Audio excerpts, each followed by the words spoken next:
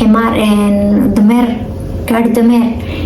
gaari dameer buu ka haystay. gaari dameerkii buu ku socdeen dhul waxay tagtay baadiye ah, dhul cidlo ah, dhul ayna garanaynin.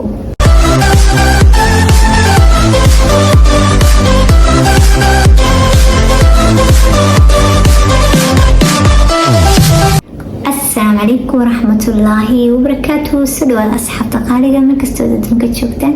قصدنا مانتو waxay ka dhacday dalka Sacuudiga. waxay ku dhacday gabar yar oo lagu magacaabo Fatma waxay jirtay 13 sano. waxay ahayd gabar yar oo 13 sano jir ah. Fatma waxay ku nooleed nolol qurux badan oo masha Allah waxay ku nooleed nolol qurux badan. familigeeda ayay la nooleed, waxay ku nooleed nolol qurux badan. waxay ku nooleed guri weyn oo masha Allah familigeeda la nooleed. tiyo nolol qurux badan ku nool ayaa waxa dhacday inuu aabaheed soo arooso na kale oo gabadh kale oo Suuriyada. gabadhii Suuriyada ahayd markuu aabaheed soo aroosay ayaa waxa dhacday inay gabadhii Suuriyada ahayd isku daydo. gabadh oo Suuriyada qurux badan xog qurux badan sheegay ayaa soo aroosay aabaheed. markuu gabadhaas soo aroosay gabadhii waxa isku dayda inay hooyadii ay ugu timid meesha gabadhii weyneed ee ninku qabay inay isku daydo inay guriga ka buriso oo mashaakil u samayso oo markasta wax kasta ay samayn karto ku samayso sidee maaragtay u dirqadayso guriga uga saarto si maaragtay ninka ay gurigan ay uga hadhoween. wax kasta way isku dayday, wax kasta ku samayn jirtay. gabadha markay ka ashkatooto gabadha weynada ee ninka hore u qabay markay ninkeeda u sheegto ay ku tiraahdo gabadhaadaas dhib baan ku qabaa, naagtaadan cusub iga qabso, wuxuu ku yidhaahdaa waad ka hinaasan tahay, way kaa yar tahay, way kaa qurux badan tahay, sisterteed ayaad waad ka hinaasan tahay, hinaasaa ku haya, anigu ma rabo mashaakil iyo hadal badan, caqliga ka shaqaysii ayuu ku oran jiray, ku dhihi jiray. ninkeedu iska aaminsan jirtay, iska ahayd gabadheer oo iska dayibada miskiin iska ahayd. si u ahaato ay haddana markii dambe wax kasta markii soo samaysay ayay waxay samaysay inay isku daydo gabadhii inay la heshiiso. markuu tiraahdo dad walaaleynu nahay malhin dad inaynu wax isku qabano,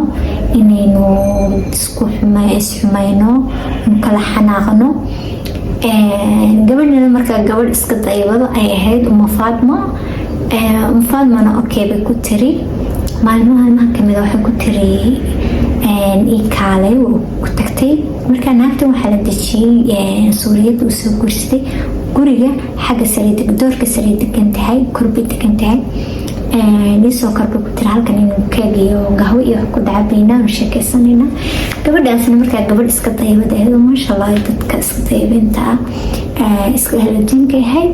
markaa way u tagtay gabadhii markii u wareegtay u tagtay ayay ku dhahday keegii ayaan soo iloobay oo dukaanka ayaan keegii kusoo iloobay, gabadha adeer ee Fatmo ma igu diri kartaa? gabadhii waxay ku tiri okay. Fatmo orodoo bay ku tiri habarta usoo qaad keega usoo iibi. hay bay ku tiri keegii baa gabadheera loo diray. gabadheera markii keegii loo diray ay gabadheera dukaankii tagtay. gabadheera markay dukaankii tagtay ayaa waxaa jirtay dukaan halkaa ah oo haysto nin Bakistaaniya oo 40 jir ah ayaa dukaanka haysta. dukaankii markay tagtay gabadheera dukaanka u gashay ee tiri keegii habartiisu ilooday aaway ayuu ku dhacay inay maaragtay albaabkii uu xidhay dukaankii albaabkii uu xidhay. albaabkii markuu xidhay gabadheera wuu farxumeeyey. gabadheera markuu farxumeeyey wuxuu doona ku sameeyey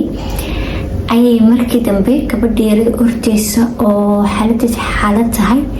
ayaa waxay ku soo laabatay gurigoogii markay ku soo laabatay waxay ugu timiday albaabka tiyo hortaagan naagtii aabaheed qabay oo ku sugaysa. markay gabadhii ugu timiday gabadhii gariirisa iyadoo dhiban nooc kale ah oo baqanaysa markaasay ku tiri waxba kugu soo sameeyey waxba kugu soo sameeyey talada garabsa uga qabto ay ku tiraa waxba kugu soo sameeyey hadal markaas ku qaylada waxba kugu soo sameeyey hadal sheeg maxaa kugu dhacay markaas ku qaylisay gabadhii ku tiraa maxaa kugu dhacay wax kugu soo sameysay gabadhii u sheegtay ku tiraa haa muxuu ku geystay haa wuxuu kugu sameeyey haa markaasay ku tiri allah markaasay ku tiri hooyada iyo aabaha way ku dilayaan walaalada way ku dilayaan adeerada way ku dilayaan qoorta lagaa jaraya waa inaad baxsatid markaasay tiri maxaan baxsanaya markaasay ku tiri waa inaad baxsatid hadii kale waa lagu dilaya laasin waa inaad baxsatid xageen tagaa markaasay ku tiri habarri xageen tagaa markaasay ku tiri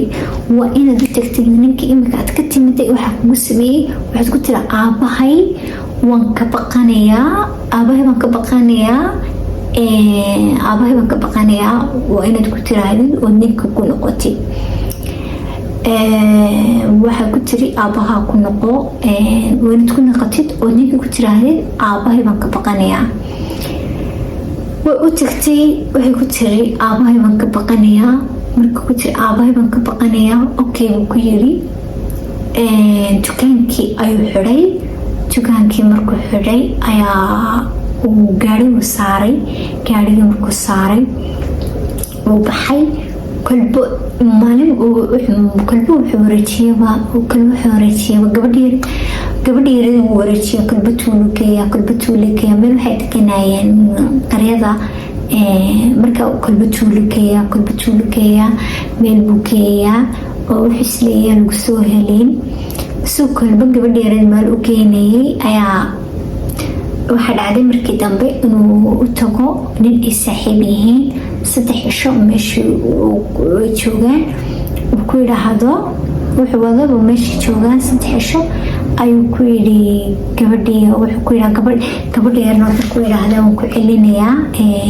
inta maaragtay xaaladu tegayso inta xaaladu hagaagayso xaaladu tegayso laasin waa inuu halkan joogno gabadha yarada wuxuu ka qaaday sawir ayuu wejigeedu sawir buu ka qaaday gabadha yarada wuu sawir buu ka qaaday wejigeeda markaasuu ku tiri maxaad wii sawiraysaa markaasuu ku yidhi hadhow waad ogaan doontaa 3 cisho markuu la joogay nin saaxiibkiiya oo gurigooda ku dhuumanayeen inaagtina warkii usoo sheegaysay leedahay waa la raadinayaa waasas wanaad baxsatid wanaad wadankaaga tagtid ayaa waxaa dhacday inuu maaragtay usoo sameeyo baasboor gabadhii wuxuu soo sameeyey baasboor koobiya ayuu soo sameeyey markuu soo sameeyey gabadhii uu tegayba waxabuuba tegayba airboortkiibu tegay markuu airboortkii ay ku tiri xagin tegayna markaasugu laasin waa inaan sarafurano wuxuu ku yiri waan safaraynaa haddii aanu safri weyno idraaci weydin harwaan kusoo celinaya familiga anaa kusoo celinaya waa inaynu safarno haddii aanu safri weyno oo familigaaga ma aragtay way ku dili doonaan noolaan maysid qorta laga jiraya waa lagu dila waa ilmeer oo 13 jira waxay garanaysa ma jirto qofka run u sheegaya qofka been u sheegaya ma kala taqaano waa ilmeer oo naqan waxaa dhacday inay raacdo oo markii ugu horeysay ay Sacuudiga ka baxdo way baxday waxay ka tageen wadankiisii ka tagay airportkiisii ka tagay markuu tagay Pakistan halka ka tagay wuxuu ku tagay halkaasuu tagay markuu halkaa tagay ayuu haddana meesha kasii tagay gobolka lu tagay diyaarad kaloo qaatay gobolka lu tagay haddana gaari ayuu qaatay gaarigii markuu haddana qaatay ninkana wuxuu degay xuduudka u dhaxeeya Hindiya iyo Pakistan xuduudka Pakistan iyo Hindiya u dhaxeeya markuu degan yahay ayuu haddana qaatay ximaar dameer gaari dameer buu ka haystay gaari dameerkii ku socdeen dhul waxay tagtay baadiye ah dhul cidla ah dhul ayna garanaynin yani caalam kale nolosheeda arag ayuu geeyay waxay socdaan way gaadheen qaryadii meesha u socdeen oo xuduudka Hindiya ah ay xadka Hindiya ah ay tageen markay tageen ay ku soo deg marka soo degay ay ku tiri xageen soo tegay ku tiri markaasuu guriga waa kan soo degay meel waxay tiri kharaabado guri burbursan oo xaalad tahay ayuu ku yiri soo dego marka ku yiri soo dego ay soo degtay haddii meesha albaab saa u furay bay tiri markuu albaab saa u furay ayaaba meesha waxa dad baaba ka buuxa oo kusii sugaya waa guryo jajaban oo in badan guryo dhinacyo dhan jajaban oo xaaladooda xaalad tahay nin dad baaba ku sugaya markii uu tegay xabadaa la riday dadkii maaragtay tuulada deganaa xabadaa riday meesha waxaa ku nool walaalkii waxa meesha ku nool walaaladii guriga kharaabada wax ku nool walaaladii naagtiisii ciyaalkiisii hooyadii faamiligiisii oo dhan ba ku nool faamiligiisii oo dhan markay ku nool yihiin ayaa hooyadii baa weydiisay way ku faraxsan yihiin xabaday ridayaan hooyadii baa weydiisay hooyadii baa ku tiri aya gabadhani iyadu ma faham waxay hooyadii baa ku tiri gabadhan waa ayo hadal marka ku tiri gabadhan waa ayo ayuu u sheegay marka iyadu ma fahmi karto waxa uu weydiinayso laakiin hooyadii baa su-aal weydiisay waxay sheegtay in hooyadii su-aal weydiisay hooyadii markuu su-aal weydiisay ayuu wax u sheegay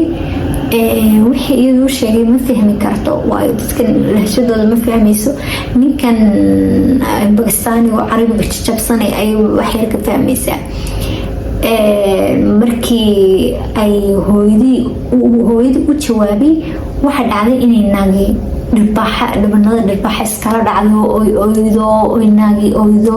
dhirbaxa iskala dhacdo dhibanada dhirbaxa iskala dhacdo oy timaha iska jiido